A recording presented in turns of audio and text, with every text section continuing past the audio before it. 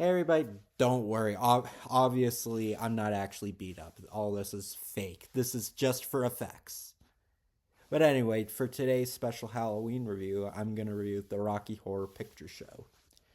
So, the plot of this movie is this newlywed couple, Brad, played by Barry Bostwick, and Janet, played by Susan Sarandon, go out for a drive and are about to go on their honeymoon, but they get a flat tire and they end up stranded, and they end up at a castle which is held by Dr. Frankenfurter, played by Tim Curry, who's an evil extraterrestrial mad scientist who wants to take over the world and create a whole population and breed to take over the world. So he creates a lover named Rocky. So Brad and Janet then discover the secrets of Dr. Frankenfurter and try to stop him from taking over the world while a whole bunch of chaos in his castle commences, and they have to try to stop him through a bunch of ridiculous ways.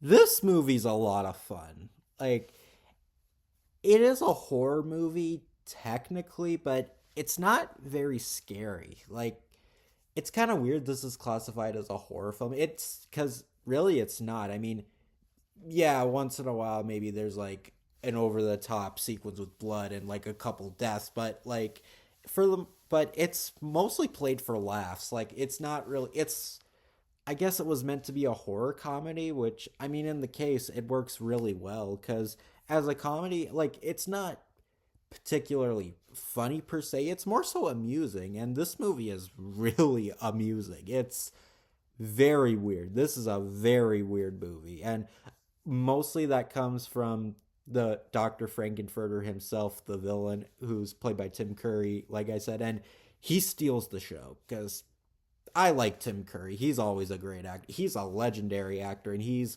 a lot of fun in this movie. Every time he's on screen, you just can't help but have fun with him. Like, yes, Dr. Frankenfurter is the villain, but he's a villain that you just love to see anytime he's on screen. He's like the Joker, which I guess that's pretty a funny coincidence because he actually was originally gonna voice Joker, but so I think maybe that's why. Because here he plays a really funny, over the top villain, and you can tell he means business sometimes. Like he's not opposed to death or anything, and yeah, he can be a bit sinister, but he's also really fun to watch, and he has like a charismatic charm to him. But like the couple is really good to Barry Bostwick and Susan Sarandon. Like they are really good together. I mean, I don't know Barry Bostwick that much. I know he was in that straight to video Big Fat Liar sequel, which nobody saw, and but he's quite good in this. I do really like him. He's more the straight man of the movie, and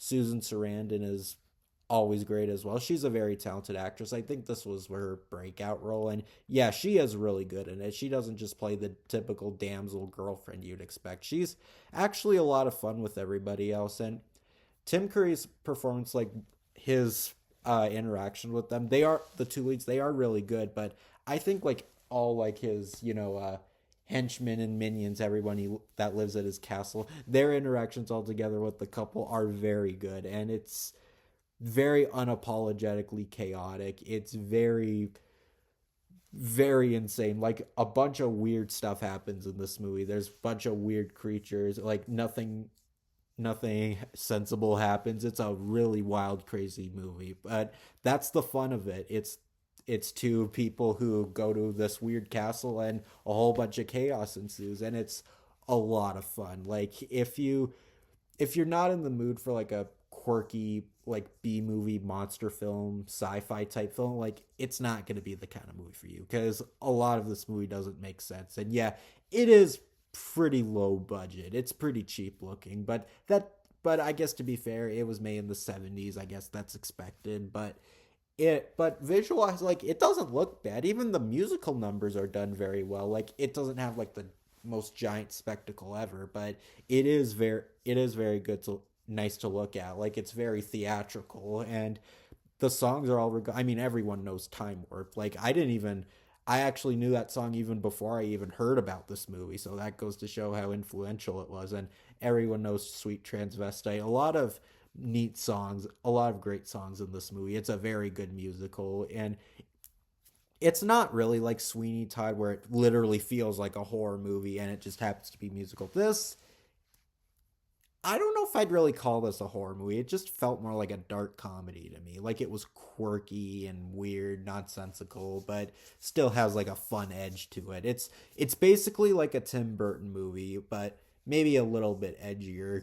Well, like there's not, like I said, there isn't really like a lot of blood. There's an occasional bit of blood in this movie, but like nothing that's super extreme. It's more over the top and exaggerated. Like honestly, this movie is kind of tame by today's standards. Other than some sexual references, it's honestly nothing really that edgy. So if you want like a hard, edgy but not scary horror film, this might disappoint you by today's standards, but I think it's a really fun watch. If you like quirky B movie type horror movies, this is a great one to watch. And if you're a Tim Curry fan, it's definitely something to check out because it's one of his finest performances. So yeah, the Rocky Horror Picture Show, it's a strange film. It's definitely not going to be for everyone.